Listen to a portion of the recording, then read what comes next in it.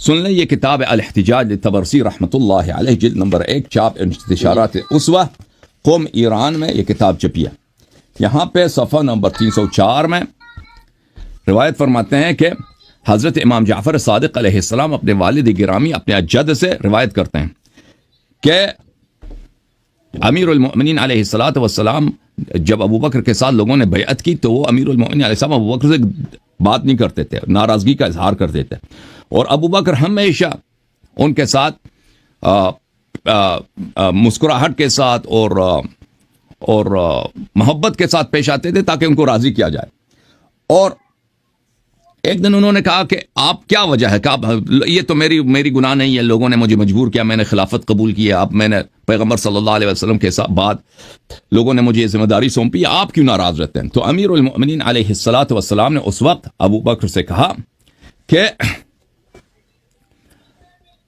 فما حملك عليهم اذ لم ترغب فيه ولا حرصت عليه ولا وثقت بنفسك في القيام به. تو امیر المؤمنین علیہ السلام نے فرمایا کہ ابو بکر آپ کہہ رہے ہیں کہ آپ نے اس ذمہ داری کے آپ مشتاق نہیں تھے اور آپ کو اس ذمہ داری کو لینا بھی نہیں چاہتے تھے, اور اس کی کام بھی بہت زیادہ ہے, آپ کے لیے بہت مشکل کام ہے, تو آپ نے قبول کیوں کیا؟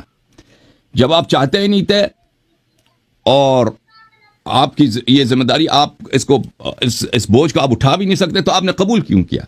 تو ابو بکر نے کہا اس وقت, میں نے رسول پاک صلی اللہ علیہ وسلم سے سنا ہے ان اللہ لا يجمع امتی على ضلال فلما رأيت اجماعهم اتبعت قول النبي صلی اللہ علیہ وآلہ واحلت ان يكون اجماعهم على خلاف الهدى من الضلال فاعطيتهم قود الاجابه ولو علمت ان احدا يتخلف لم تنعت. ابو بکر نے کہا کہ میں نے نبی صلی اللہ علیہ وآلہ وسلم سے سنا تھا کہ میری امت جو ہے ضلال گمراہی پہ جمع نہیں ہوں گے, اور جب سب امت نے اجماع کی میرے ساتھ بیعت پر تو میں نے قبول کیا. میں نے محال سمجھا کہ یہ پیغمبر صلی اللہ علیہ وسلم کی بات باطل ہو. اگر اس وقت مجھے پتا ہوتا کہ بعض لوگ میرے خلافت کو نہیں مانتے تو میں بیعت کو قبول نہ کرتا. تو امیر المؤمنین علیہ الصلوۃ والسلام نے ابو بکر سے پوچھا اما ما ذکرت من حدیث النبی صلی اللہ علیہ وآلہ وسلم ان اللہ لا يجمع امتی على ضلال افکنت من الامت ام لم اکن قال بلا. ابو بکر آپ کہتے ہیں کہ پیغمبر صلی اللہ علیہ وسلم کی اس حدیث کی وجہ سے کہ امت ضلالت پہ اجماع نہیں کرتی, میں اس امت میں سے ہوں یا نہیں ہوں؟ آپ اجماع کریں کہ پوری امت نے مجھ سے بیعت کی ہے, میں اس امت میں سے ہوں یا نہیں ہوں؟ کہاں کہ آپ ہیں.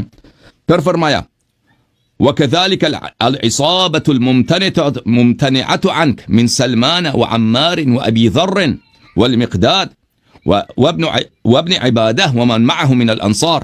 اس کے علاوہ جن لوگوں نے آپ سے بیعت نہیں کیا, سلمان, ابو ذر, مقداد, سعد ابن عبادہ, اور سعد ابن عبادہ کے جتنے ساتھی ہیں انصار میں سے آپ کے ساتھ بیعت نہیں کی, وہ اس امت میں سے نہیں ہیں. ابو بکر نے کہا جی ہاں وہ سب اسی امت میں سے. فقال علی علیہ السلام فكيف تحتج بحديث النبي صلی اللہ علیہ وآلہ وسلم وان هؤلاء قد تخلفوا عنك. تم نبی صلی اللہ علیہ وسلم کی اس امت سے کہ میری امت ضلالت پہ اجماع نہیں کرتی, آپ اس سے کیسے دلیل لاتے ہو جب پوری امت آپ پہ مجتمع نہیں ہے؟ اتنے بڑے بڑے صحابہ ان لوگوں نے آپ سے بیعت کرنے سے انکار کر دیا, میں نے انکار کیا ہے. اچھا پھر ابو بکر کے ساتھ بات چلتا رہا, میں پورا حدیث آپ کے لیے نہیں پڑھتا. ابو بکر سے پوچھا کہ آپ سنیں نا, امیر المؤمنین علیہ السلام نے ابو بکر سے پوچھا کہ ایک شخص اگر خلیفہ بنتا ہے تو اس میں کون سے صفات ہونے چاہیے؟ ابو بکر نے کہا نصیحہ, خلوص, وفا, دفع المداہنات, اس میں سستی نہ ہو, والمحابات وحسن السیرہ واظہار العدل والعلم بالکتاب السنہ والفصل فی الخطاب مع الزہد فی الدنیا وقلۃ الرغبۃ فیہا وانتصاف المظلوم من الظالم للقریب والبعید ثم سکت. یہ صفات اس نے بتا دیا. اب عربی کے صفات ہیں, میں ترجمہ نہیں کرتا, وقت لگے گا, آپ توجہ کریں گے تو پتہ چلے گا. امیر المؤمنین علیہ السلام نے فرمایا والسابقہ والقرابہ. امیر المؤمنین علیہ السلام نے فرمایا کہ اس کے لیے سابقہ اور قرابہ بھی ضروری ہے. ابو بکر نے کہا جی سابقہ اور قرابہ بھی ضروری ہے. فقال علی علیہ السلام انشدک باللہ یا ابا بکر افی نفسک تجد هذه الخصال او فی؟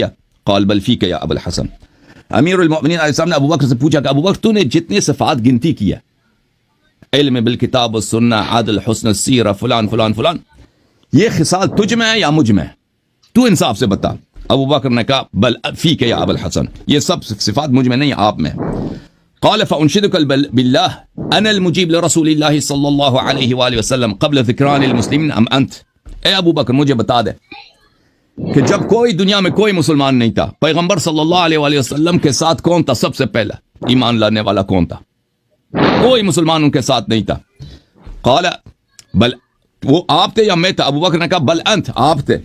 قال فانشدک باللہ انا صاحب الاذان لاهل الموسم والجمع الاعظم للامه بسوره براء ام انت؟ قال بل انت. اے ابو بکر مجھے بتا کہ اس وقت جب رسول پاک صلی اللہ علیہ وسلم پہ سورہ براء نازل ہوئی کہ مکے میں آپ جا کے اعلان کر رہے ہیں کفار مشرکین کے درمیان جا کر موسم حج میں کہ اس کے بعد یہاں پہ مکے میں کسی مشرک کے آنے کی اجازت نہیں ہے. اور اس زمانے میں مکے میں مشرکین کی اکثریت تھی، اور جو شخص اعلان کرتا اس کے قتل ہونے کا بھی امکان تھا. وہ کون تھا جس کو یہ اعزاز ملا کہ مکے میں جا کے اعلان کرے؟ وہ آپ تھے یا میں؟ ابو بکر نے کہا بل انت. فانشدک باللہ انا وقیت رسول اللہ صلی اللہ علیہ وآلہ بنفسی یوم الغار ام انت. ابو بکر مجھے بتا کہ رسول پاک صلی اللہ علیہ وسلم کے بستر مرگ پر کہ وہاں پہ شہادت نصیب ہوتی ہے، شب ہجرت اپنی جان وہاں پہ سینے میں جان وہاں پہ تلواروں کے نیچے لٹا کر، وہ کون تھا جس نے رسول کی جان بچائی؟ وہ آپ تھے یا میں تھا؟ اچھا، یہ روایات بہت زیادہ ہماری کتب میں، اور ابو بکر کی مذمت اور امیر المؤمنین علیہ الصلوۃ والسلام کے مختلف الفاظ. اگر آپ اجازت دیں تو میں آپ کو بتا دیتا. میری بات سنیں. جی جی.